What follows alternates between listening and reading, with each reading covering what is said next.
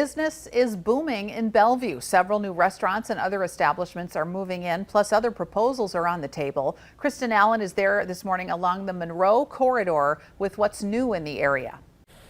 One of the new restaurants is Culver's right here behind me. Then right across the street on this side in this empty lot, that's where a new location of the Mexican restaurant El Serape is going to be built. There's also a Chick-fil-A that is under review for construction just down the road from here as well. There's several other mixed-use buildings that are moving in as well. The village administrator expects entertainment venues to follow, creating a destination for people where they can spend several hours in the area. He says the village is growing and triggering the demand of these types of establishments.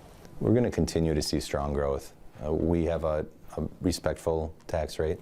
We have great services. We're a full service community, and we have the space. We're going to see it happen. As long as the village continues to emphasize the need for these areas to expand and promotes our infrastructure to help handle it, the village is going to continue to see sustained and encouraging growth.